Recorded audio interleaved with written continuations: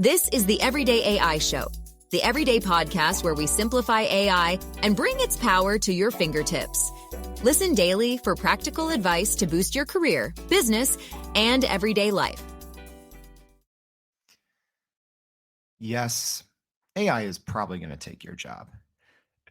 All right, so this is the 50th episode of Everyday AI. Thank you for joining me on this fun day. So before we get into 50 facts, opinions, and hot takes on the state of AI, first, let's talk AI news. So as a reminder, if you're joining us for the first time, this is a daily live stream podcast and free newsletter helping everyday people keep up with what's going on in the world of AI. So let's quickly talk about the AI news and then get into some hot takes. All right, let's get after it. So first, Gizmodo just talked about that they are starting to use generative AI, and obviously the staff are mad. So Gizmodo is a popular tech blog, and they're following in the footsteps of other media publishers such as BuzzFeed and others who are starting to use generative AI in place of human writers. So let's see how that plays out. Second news story of the day. So a new New York law is going into effect that is requiring companies to disclose, or just in some cases, not even use AI when it comes to hiring. So many companies have been using AI in hiring. We actually talked about that even on the show on Friday, but this new New York law is one of the first in the US that is kind of requiring this level of disclosure, or in some cases, not even allowing AI to be used in hiring. All right. So third story of the day, before we get into some hot takes. So there is a global chips race going on. So what does that even mean? Well, the EU and Japan right now are looking to partner on AI and chips. So this is coming right after the United States late last week talked about possibly cutting off chip exports to China.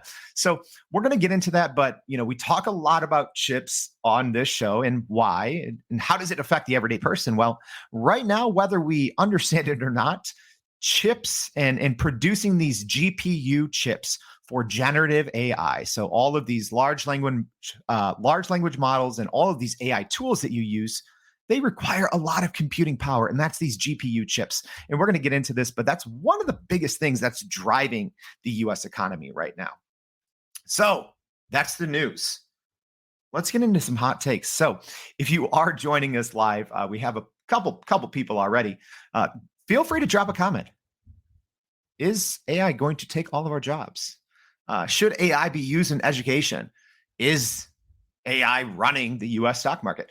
Let's see. So thank you for those of you already joining us. Valerino saying, let's go. Thank you. Rastafa, good morning. Happy holidays. Yes. In the U.S., we kind of have an extended long weekend here. So with the 4th of July coming up tomorrow, but we're bringing you the hot takes today. So without further ado, let's get into it. Let's go into 50 facts, opinions, and hot takes on the state of AI. So if at any time you have a comment, drop it. Otherwise, I'm going to go fast and furious. So the reason I'm doing this is I think that so many people have a misunderstanding of AI and what's happening. So this is both half history, half hot takes. So let's get after it. So before we do, as a reminder, go to youreverydayai.com. Sign up for our free daily newsletter. Check out, you're probably either listening to this on a podcast or live stream right now. So make sure you do that. All right, let's start at the top. AI will probably take your job or someone close to you. So if you remember that first day in college where a professor says, look to your left, look to your right, one of these people will not be here at the end of 4 years, or whatever that saying is. It's kind of going to be the same with AI and jobs. I'm putting that out there. I want to be real with the audience. AI is probably coming for a lot of sectors, a lot of jobs. It's that's the facts. So more on that in a bit. So even Goldman Sachs, so one of the leading financial institutions in the world, And we've talked about this on the show before. They predicted 300 million jobs will be lost or impacted by AI. All right. So when I talk about these things on the show, I'm not just making them up. I've experienced the power of generative AI for multiple years and what it can do. And there is just a huge misunderstanding of what it's capable of. So Goldman Sachs, even said it right there. 300 million jobs could be lost or impacted by AI. Thank you again, Audrey, joining the show. Yes, GPUs are running the show. All right, more hot takes. Let's go. Or actually, more history. So, more than half of all AI-related updates you read on social media are probably wrong. It's very popular on social media to say this thing that AI won't replace your job. Someone using AI will. That's wrong. That's just something that people say to make you feel good. So let's actually talk about first, what is AI? So it's essentially when a computer can start to do something that only a human brain can do. All right. So we're getting into history, but it's not new. AI has actually been around since the 1950s. So quick lesson here. So there's the Turing test. So this was the first test to actually measure artificial intelligence. So this was a test literally in 1950 that was created that established this is what artificial intelligence is. And then we had the full first functioning AI lab in 1959. Why am I telling you all these boring facts? I actually think it's fascinating, if I'm being honest. If you don't know anything about AI, to think, oh, it's been around since 1950, and there was an AI lab in 1959 at MIT. It's very interesting, but it's also telling when we talk about the recent pace and I'd say the avalanche of attention toward AI. Also, here's a fun one. And if you're in the comments, let me know if you knew this or not. So ChatGPT wasn't the first AI chatbot. I'll take a 10-second coffee break here. Does anyone know the name of the first chatbot? Kevin, it's not Kevin, but Kevin, thank you for the comment. Appreciate someone speaking the truth. That's what I'm here for. All right. First chatbot was Eliza. So it simulated a psychotherapist, and this was in 1965. So if we think that ChatGPT was impressive in 2022 when it debuted, imagine being alive in 1965 and seeing a chatbot, more or less, simulating a psychotherapist. Yes, Kevin actually, there is a little delay there, but I think Kevin actually probably got Eliza before I said it. All right, fact 40. AI has been widely used in business since the 1980s. So it wasn't just a lab project, right? So in the 1980s, we had what was called the expert systems boom. And this is essentially when all different types of specialized AI was being used in business. So, financial planning was a big one, healthcare, all over the spectrum. So AI, even in business, isn't new. It wasn't just something that was being cooked up at an MIT lab. So that begs the question, why is AI driving the stock market? Why is AI in every headline? Why is that, so prevalent now if it's been around since the 50s, if businesses have been using it since the 1980s? And here's even another, big one. Even since for 15 years, we've been having big companies making headlines using AI. So, IBM was beating world-class chess champions. We had self-driving cars showing off the capabilities, but it wasn't really until the 2010s and something called deep learning. So that's, I can't accurately describe deep learning in, less than an hour, but let's just say it's when you can teach a computer model to think more like a human and train it on a data set. But it wasn't until deep learning came along that really opened up the door for how AI is used today. And I'm going to say that there's 3 big reasons for mass adoption right now. So before I talk about those, shout out Leonard. Thank you for joining the show. Make sure if you're listening to this on the podcast, click the LinkedIn post. It'll bring you there. Check out some amazing work that a lot of the people in the comments every day here on the Everyday AI Show are out there creating AI. Leonard's really pushing some boundaries. Love it. Aman. holding it down as well. So thank you guys for joining us on the show. And please, if you're listening on the podcast, join us live, 7:30 a.m. Central Standard Time. So let's get back. 35. We're going to go fast. I promise. This isn't going to be an hour-long podcast, but let's talk the 3 big reasons now that this AI thing that's been floating around for 70 years, why it is at the top of our minds now. 3 big reasons for mass adoption. This is the reason. Affordable computing. So when we talk about these expert booms in the 1980s, and even when we talk, in the early 2010s, computing was expensive. To be able to produce the power needed to have AI have applicable use cases in our everyday life, it was just too expensive. So a big thing now is affordable computing. Accessibility is another one, right? You used to have to literally almost be a computer scientist to understand or use AI up until probably about 10 years ago. It's not like that anymore. AI is very accessible. It's as easy as using a search engine, right?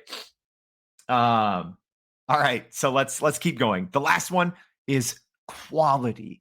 We'll probably share about this in the newsletter today, so make sure you sign up, youreverydayai.com. But the quality of generative AI, especially, Midjourney is a very popular text to image.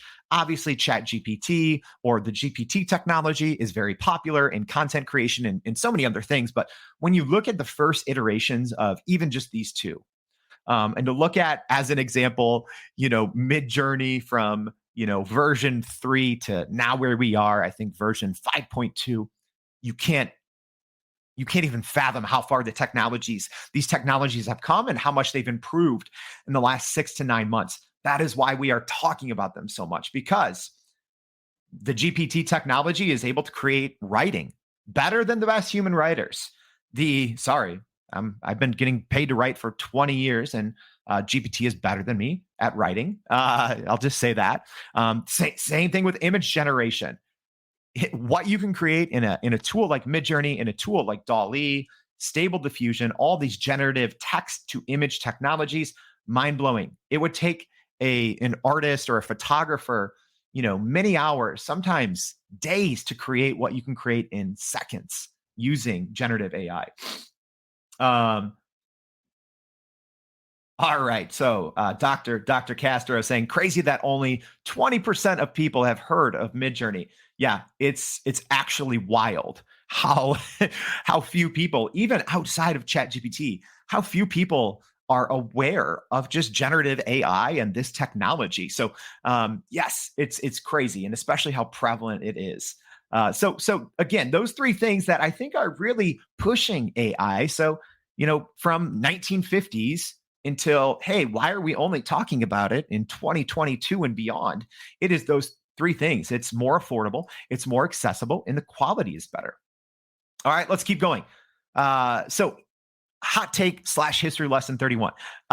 The biggest breakthroughs, like we talked about recently, are in generative AI and large language models. So again, what's a large language model? But that's essentially what GPT is. It's a data set trained on, I'll have to look up how many parameters, but it's trained on just the entire internet. So there are, let's see here, I think 170 trillion parameters that GPT is trained on. So think, if something existed on the internet before September 2021, there's a good chance that large language models like GPT-4 understand it and can use it. So that's another reason why AI is kind of more booming now. Again, this stuff has been around for decades. All right.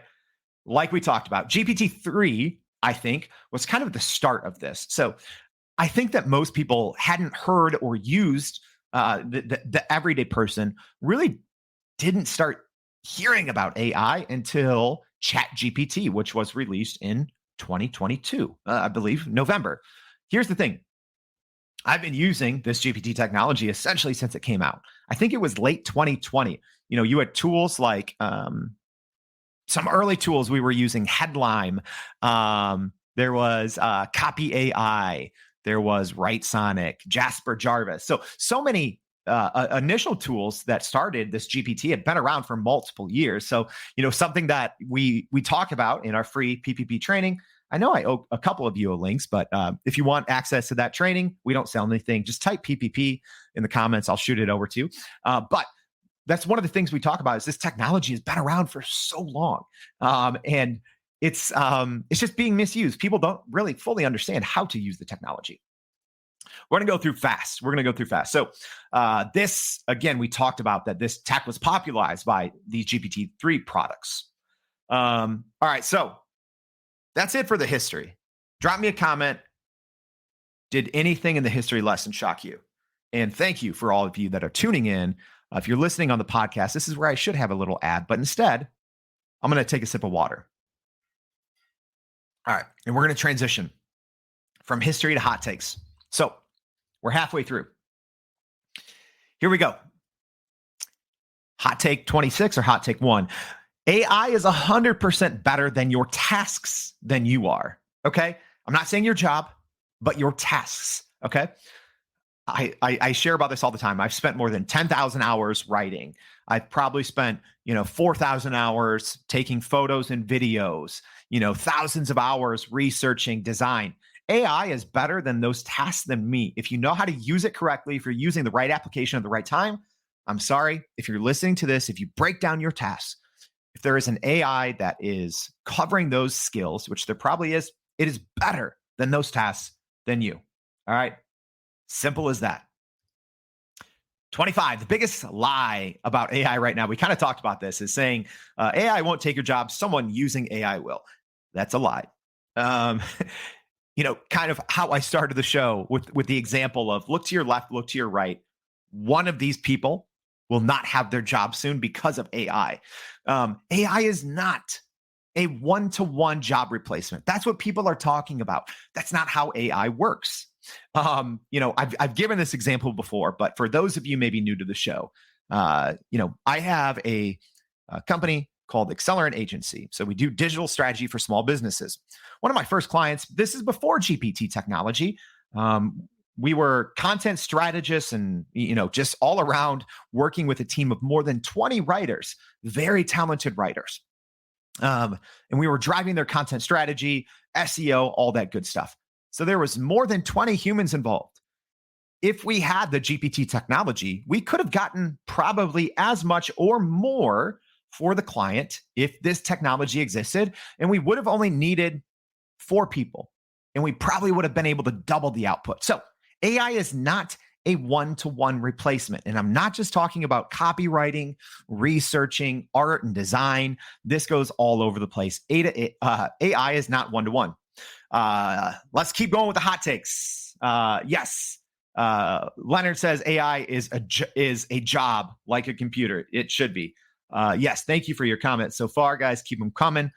If you don't agree with one of my hot takes, let me know. Let's talk about it. All right. Hot take, ChatGPT is making us all dumb. All right. I'll say it. It is. Because it is so smart.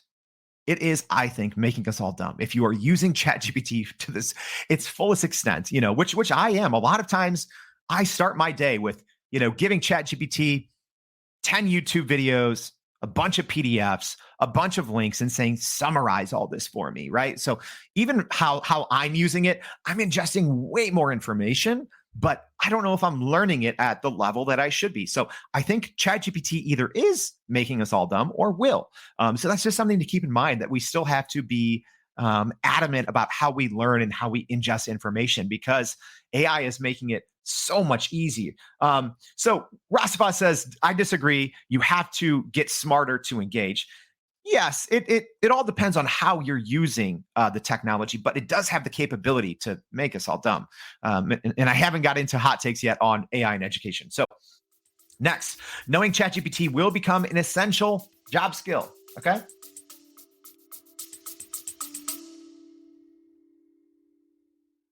Are you still running in circles trying to figure out how to actually grow your business with AI? Maybe your company has been tinkering with large language models for a year or more, but can't really get traction to find ROI on Gen AI. Hey, this is Jordan Wilson, host of this very podcast.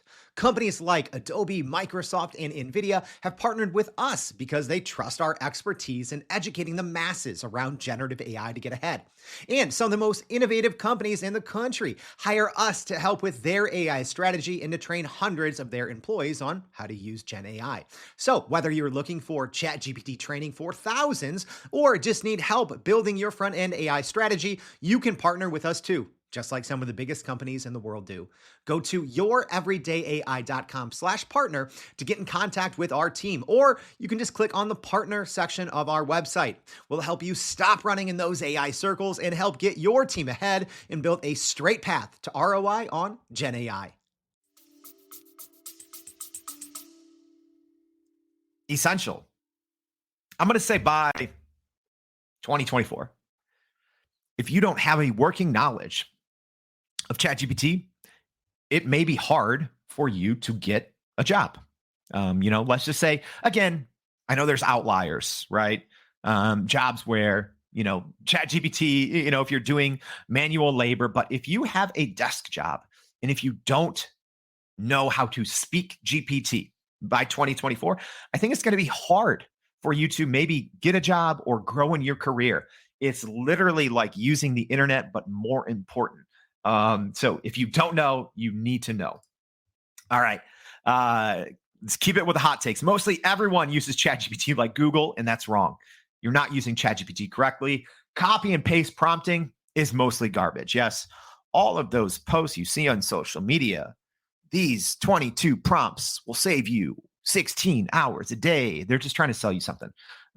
Those copy and paste prompts are mostly garbage compared to if you were using ChatGPT correctly, how it was made to be used. So it's something we talk about in our PPP course. So drop PPP right now in the comments. I'll send it to you. I know I owe it to a couple of you, but you need to use ChatGPT is like an assistant. It's like an employee. You don't just copy and paste something.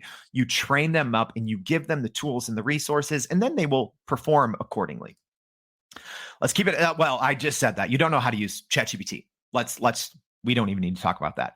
All right, next hot take. Generative AI is the most disruptive technology since the internet. And it may become even more disruptive, I think. When the internet came out, it's obviously groundbreaking, right? I remember having to read multiple encyclopedias to find the answer to one question. So the internet obviously brings the world of information to our fingertips. ChatGPT allows us to process information like a supercomputer because that is what it is. So let's keep it going with the hot takes. Not spending $20 on ChatGPT Plus is a waste of your money. How does that even make sense? Not only is it a waste of your time, it's a waste of your money. The difference, I say this all the time, the difference between the free version of ChatGPT and the paid version, the free version is a flip phone. The paid version is the newest iPhone. It's the next iPhone or the next smartphone. Yes, they can both make calls, but one is not comparable to the other. So if you are not, I'm not paid by ChatGPT, right? But if you are not using the paid version, you are wasting your time. 15. Here we go. The top 15 hot takes. Almost every high school and above student is using ChatGPT. Parents, if you think your kids aren't using it, they are. Teachers, professors, if you think you're banning it, you're not. All students are using it, period. Another one, hot take. Here we go. Higher ed in the US is dropping the ball on AI and ChatGPT. I don't know why. There's the famous story of the University of Texas professor that failed everyone because he said, "Oh, you're all using it," and I asked ChatGPT if this text was ChatGPT. Number one, that's not how it works. We'll talk about that here in a second. But number two, higher education should be encouraging, almost requiring it. That's what next hot take. ChatGPT, Bard, etc., should be required in school, right? I talk about this. If I was teaching a class, we would have a 10, 20-page paper due every single day about a different topic because that forces you how to learn and how to use ChatGPT, right? So that's just the reality. I'm sorry if you're in academia and You don't agree with me, but that's the reality. Students are using it. We should be encouraging them. All right. Speaking of, hot take 12. We only got 11 more. AI content detectors do not consistently work. They don't. There's some that work better than others. Our team spent a couple months ago, we spent a full day putting every single content detector out there to the test. We'll have to find that. Maybe we'll share about it, but they don't work. All these content detectors do is they look for commonalities. That's what it is. That's all it is. So you can copy and paste something from ChatGPT. If you know what you're doing, change 10 words out of 1,000 and it's not going to be detected. It can come from, 100% AI, change 10 words out of 1,000, 1% AI. Same thing. And we did these tests, something I wrote, and then I changed a bunch of it to say, all right, here's how ChatGPT goes. So it goes from 1% AI to 99%. So these AI content detectors, they don't work. 11, there will be massive economic impact because of AI. So 10, Sam Altman actually said this. So Sam Altman is the CEO of OpenAI. So that is the ChatGPT parent company. So he said his two main concerns with this technology were disinformation and economic shock. I talk about this on the show probably every other week because I think it's important and still no one's talking about it. Those two things, we're going to see them play out here, I think now, especially over the next 15 months. And here's why. Hot take 9, it'll soon become impossible to tell AI generated content from human created. Writing, I think it's already nearly impossible if you know how to use these tools correctly. But imagery, video, images are probably almost there. If you haven't checked out Midjourney, what version are we on now? 5.2. Good luck. I've taken probably 500,000 photos in my life. DSLR, high-end photography. It's hard for me to tell. It's extremely hard. And I've, spent thousands of hours editing. It is hard to tell. If you have a good prompt and if you're using the technology correctly, it's almost impossible to tell. All right, here we go. Hot take 8. The U.S. economy is reliant on tech and AI stocks. All right. One of the only reasons why I think we aren't in a full-blown recession here in the U.S. is because of the performance of these AI stocks. And what we talked about in the beginning of the show is chips. Okay. We're going to talk more about GPU chips as we go on. So right here, GPUs are the new gold. All right. If you are looking at the market and companies like NVIDIA, these big tech companies that are making chips, they are controlling for a good part how our economy is functioning, because the other big companies pushing our economy, so Alphabet, which is Google parent company, Meta, which is Facebook, Instagram parent company, your IBMs, all the companies that are pushing everything, they are reliant on these GPU chips. They are the new gold.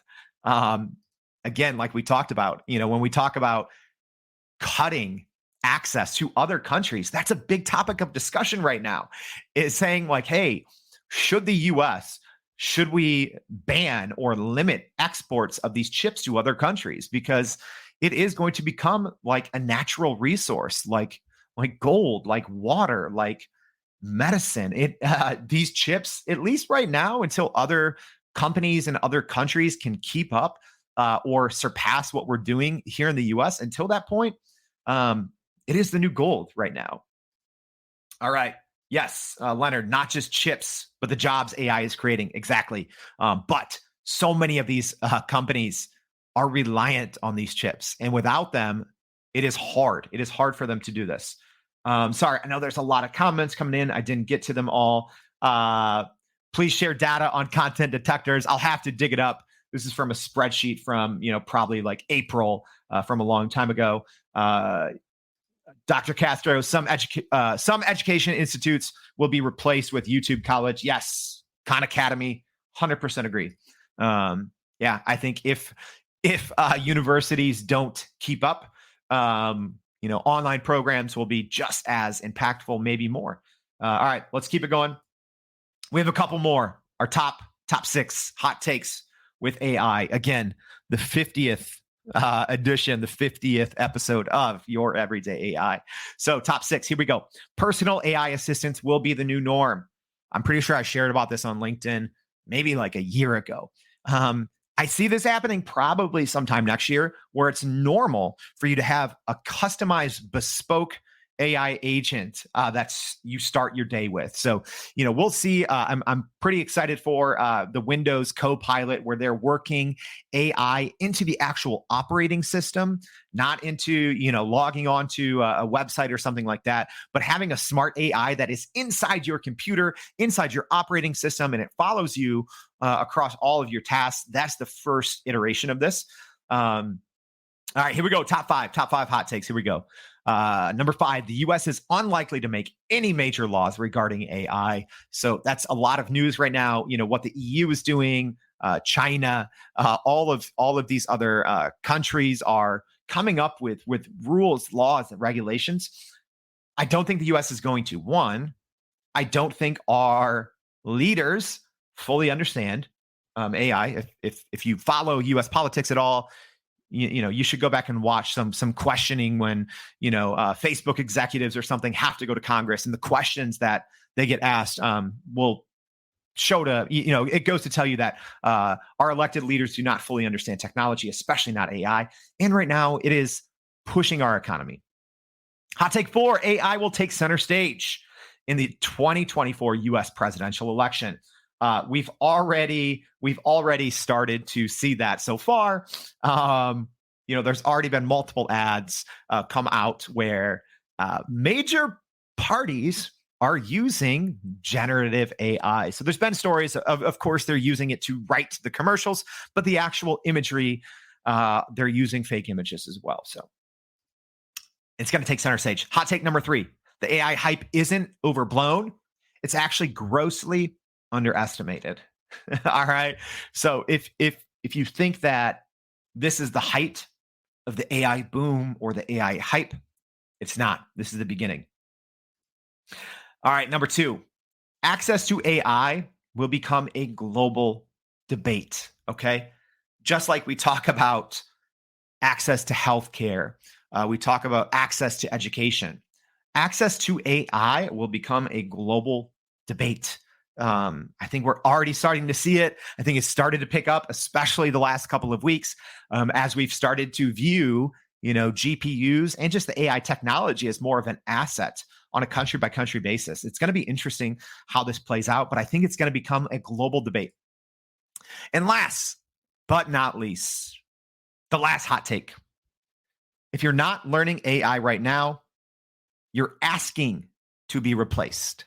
Again, there's of course certain jobs where AI is maybe taking longer, but if you are working at a desk in front of a computer, and if you're not learning the basics of AI right now, you are asking to be replaced. Okay, so this is as if 20 years ago you were saying, I'm not going to use search engines, right? It's the same thing, but probably exponentially more important. I'm going to repeat this one more time. If you're not learning AI right now, you're asking to be replaced.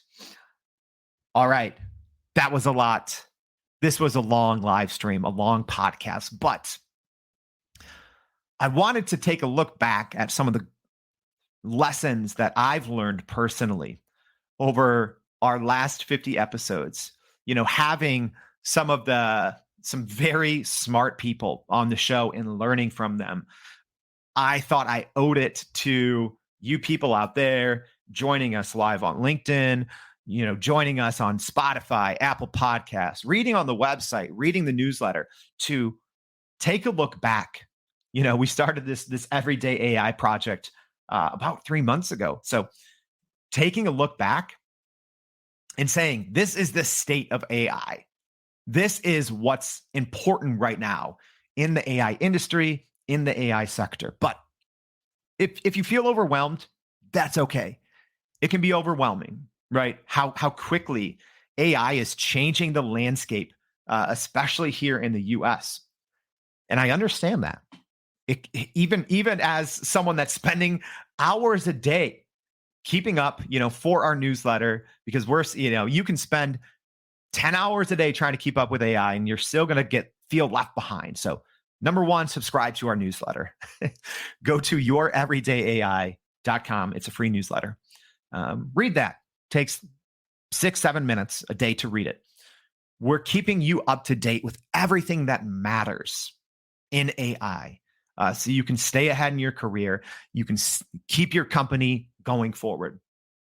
So number one, take advantage of everyday AI. Number two, you have to be using it. Even if you're just starting to replace Google search with a Bing chat or with ChatGPT search, that's great. Everyone should be using some sort of generative AI, even if it's simple, starting to replace Google search. You need to be doing that. And last but not least, you need to be learning. I think learning right now is as important, at least as it's been, I think, in my lifetime. Things, and not just in the AI space, but AI is impacting every single major sector here in the US, from the financial sector to healthcare to business administration, everything. The rule books are getting rewritten at a much faster pace than they ever have before, largely because of AI. So I hope this was helpful for you all. I know this is a bit longer of an episode, but thank you for tuning in. So please go to youreverydayai.com. Subscribe to the free daily newsletter. We won't see you tomorrow. So happy 4th of July to US listeners, and we will see you back Wednesday and every day after that on Everyday AI. Thanks. And that's a wrap for today's edition of Everyday AI. Thanks for joining us. If you enjoyed this episode, please subscribe and leave us a rating. It helps keep us going. For a little more AI magic, visit youreverydayai.com and sign up to our daily newsletter so you don't get left behind. Go break some barriers, and we'll see you next time.